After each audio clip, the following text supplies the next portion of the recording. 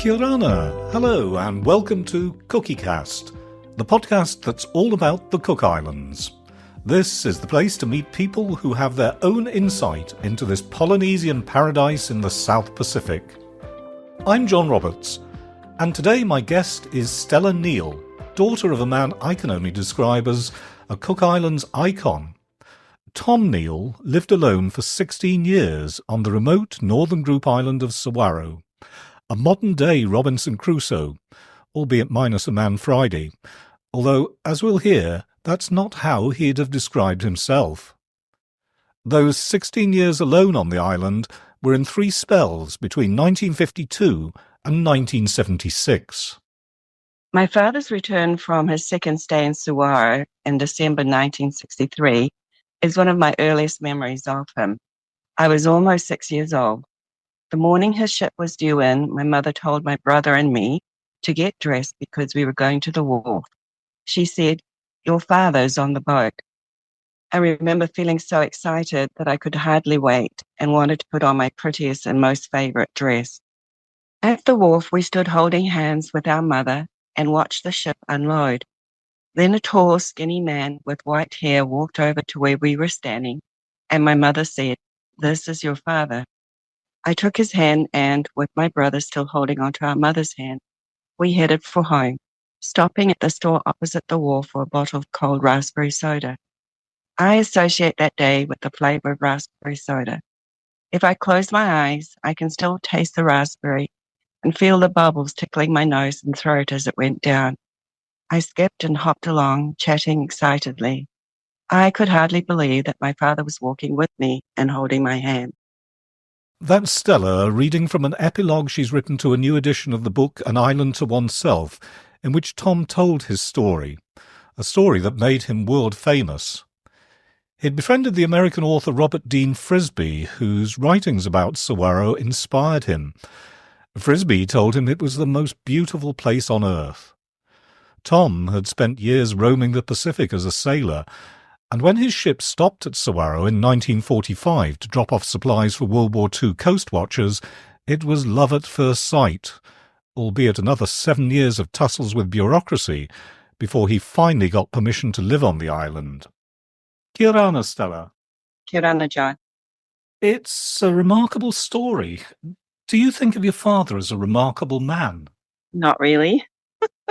I never did. I think now I should go back and say I didn't think he was all that remarkable. He was just my father.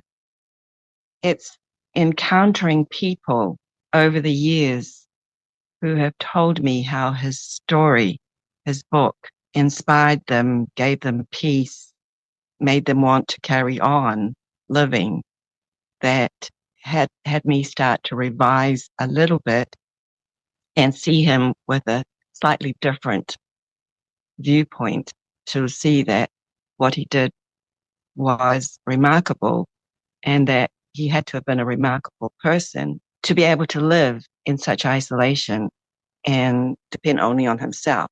Your father's often been described as the hermit of Suwarrow, but he told Neil Barber, who helped him write the book, that he'd never seen himself as a hermit and he didn't quite know why he went to Suwarrow in the first place. As his daughter, do you understand why he chose to live alone on this remote island? Was there something in his character? I think hermit is actually an unfair description, because when you think hermit, you think of a person who doesn't want to be bothered by people, who doesn't want to associate with people, who wants to be left alone all the time. And I don't see my father as that, because he had friends. But despite that, he chose to live alone on this island. How do you square the two? I've returned home to Palmerston to live alone, away from my children, grandchildren, because over the years, as I've come back more and more, I wanted to spend more time here. And I think, if there is a place that pulled you and creates this desire in you to be there. That becomes the thing that inspires you to do it. And I think for my father, the first time he saw Suwarrow, I think he got a glimpse of what Frisbee was talking about. And he decided on that day, he describes it in the book, that he decided that this is where he wanted to be. In his book, he says, and I have to say this is one of my favourite quotes from it, I chose to live in the Pacific Islands because life moves at the sort of pace which you feel God must have had in mind when he made the sun to keep us warm and provided the fruits of the earth for the taking. Was your father a religious man? No, he was agnostic. So what was it about the Pacific Islands in particular? I subscribe to that feeling as well. I went to New Zealand when I was 14 to high school on a boat, the banana boat. It took the banana cargo from Rarotonga to New Zealand, the Moana. And I was excited to go there because, it was New Zealand. My friends at school often went to New Zealand on furlough, it was called. New Zealand became this mythical place that I wanted to see. And maybe in part, that's what Suwarrow was for my father, this mythical part that he wanted to see. When he went back in 1967, so between the second and third stay, he actually didn't talk to me about Suwarrow, about where he was living and what he was doing. I didn't actually know, as in a knowing, that he lived on Suwarrow. I just knew he was somewhere and he came back. And I knew of Suwarrow because my mother talked about Suwarrow because she went there as a child. But I didn't connect the two until he went back. And then we started receiving letters from him. I received screels of letters from my brother and I did. He wrote to both of us. Whenever there was a boat from Suwarrow, we would receive letters. And in his letters, he described what he was doing, what was happening, the yachts that called in, what was happening, what was affecting him. Unfortunately, when I finished high school and moved back and went back home, there was a fire in our home. So I lost the letters from my father, which was devastating for me. I can imagine. Can you recall any of the things he had written to you about?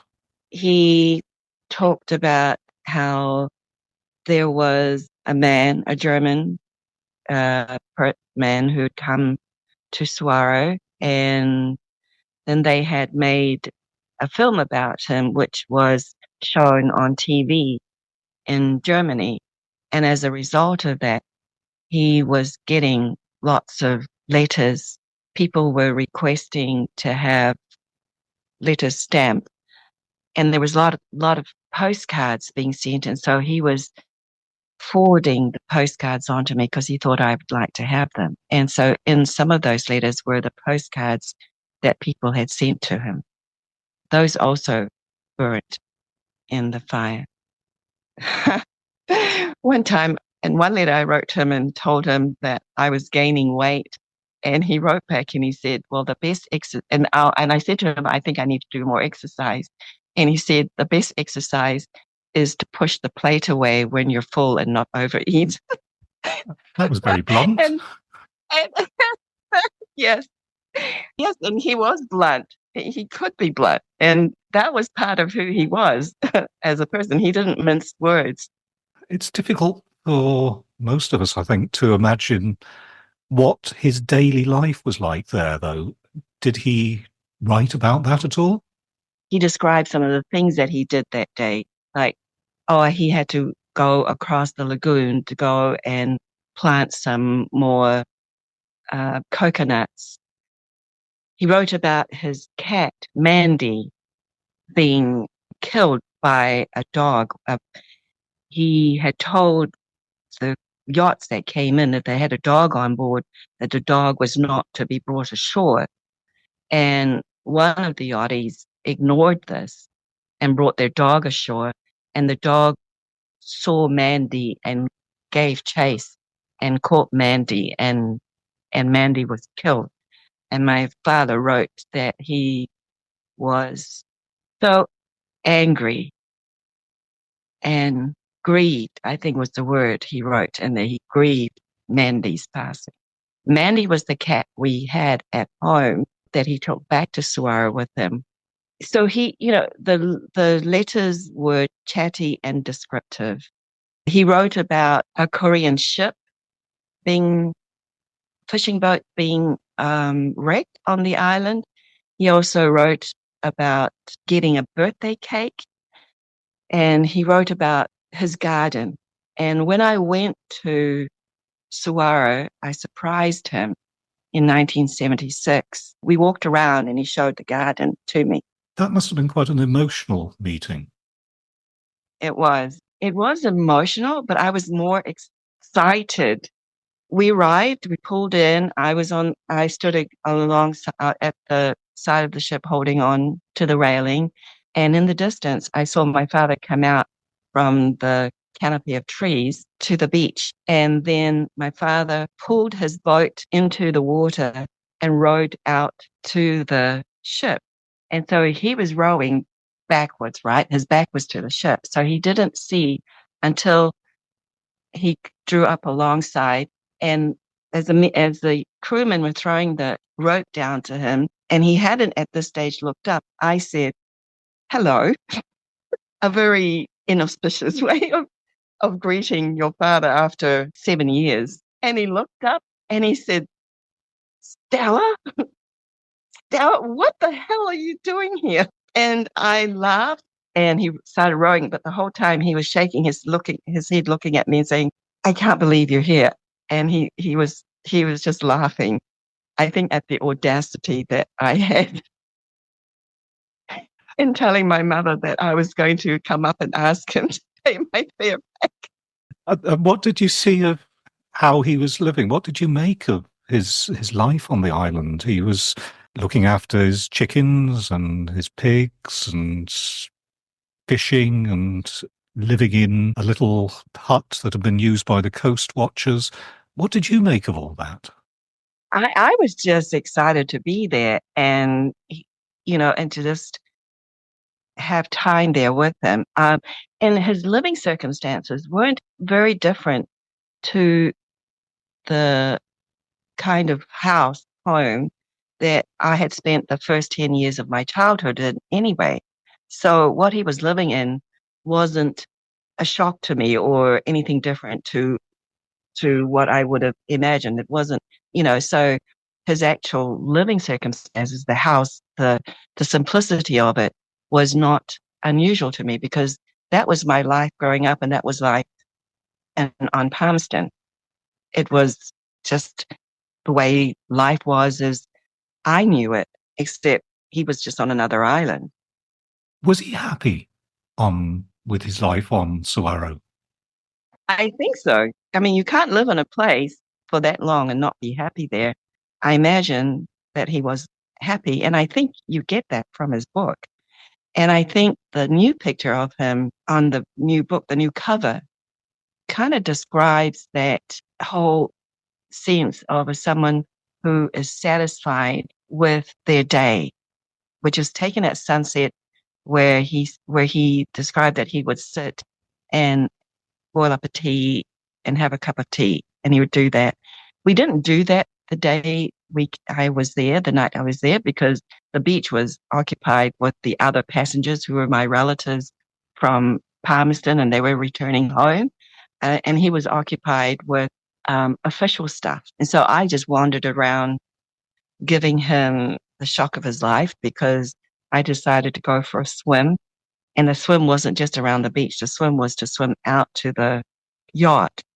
I'm halfway out to the yacht, and I see my father jumping up and down on the beach, waving his hands in the air and pointing at me to come back ashore.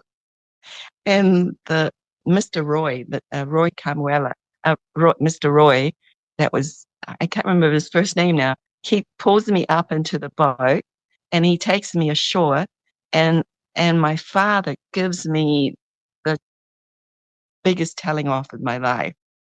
I won't forget his words. He says, "What the hell are you doing swimming out there? Don't you know there's sharks?" Oh, my goodness. I, I had completely forgotten Suwarrow's reputation, sharks in the lagoon. It didn't occur to me that I was in any danger.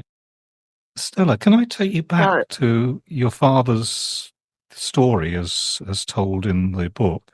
One mhm, part of that story, and it moves me to this day, is reading about how he ended up close to death after he dislocated his back. He was 3 miles from his home on Anchorage Island, and he tells how he struggled in agony to get back to his boat and back home, then lay bedbound for 4 days until he was, as he put it, saved by a miracle.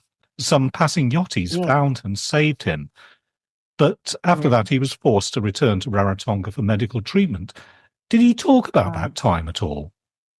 no, no, I never knew about that until I read his book. I think he was the sort of person to not dwell on the things that could hold you back.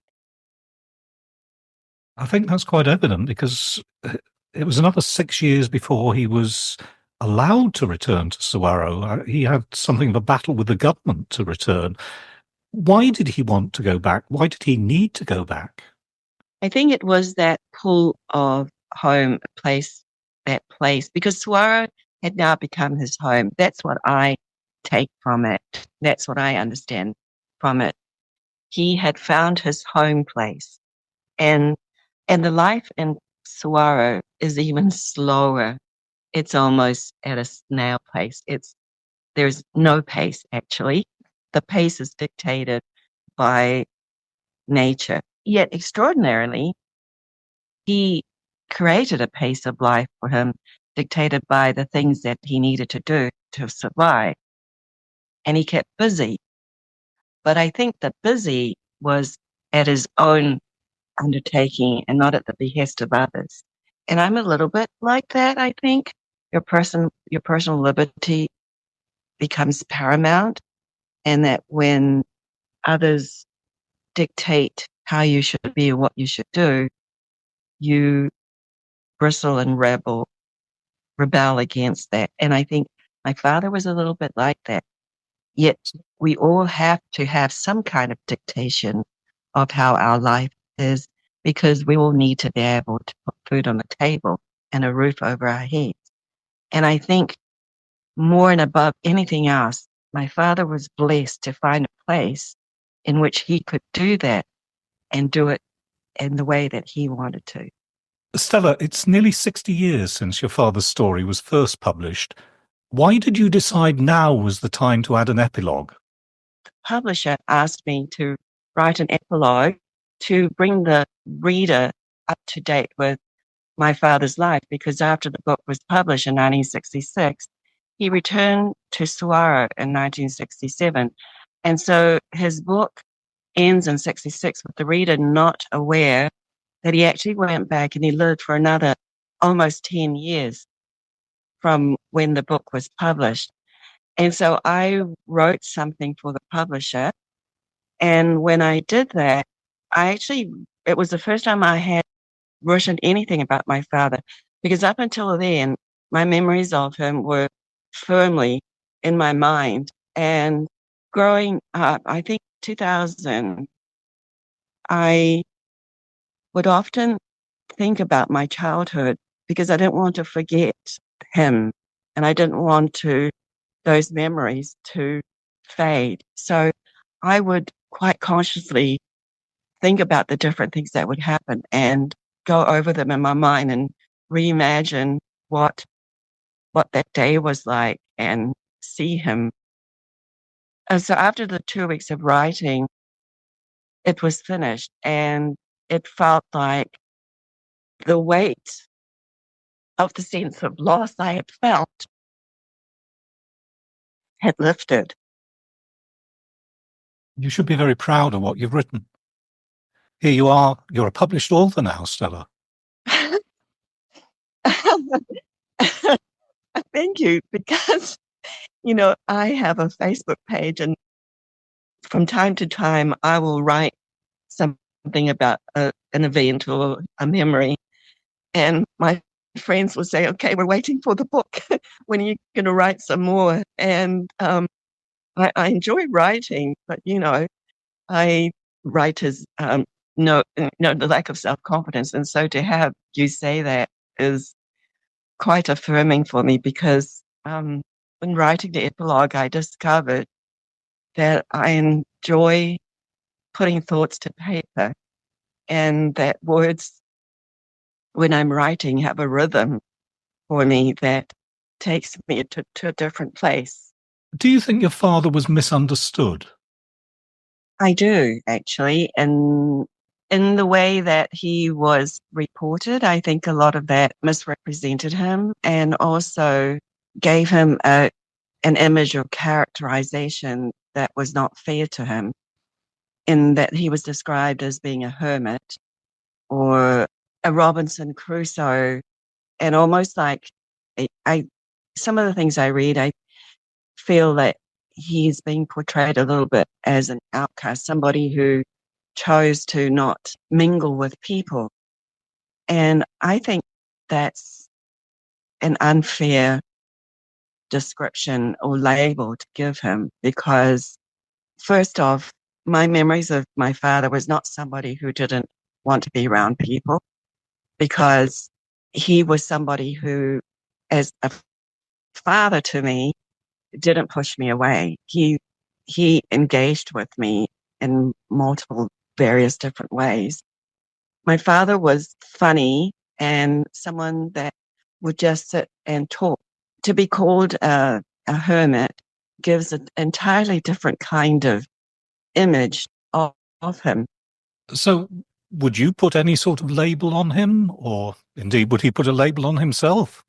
I don't know how he would describe himself if he was to be given the opportunity or were to be asked.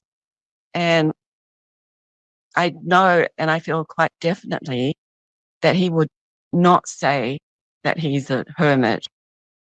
He was just a man who did what he wanted to do. And he did it in a way that people have come to realize is maybe something that they would dream of doing, but also that it takes a particular skill and character type to be able to do it successfully.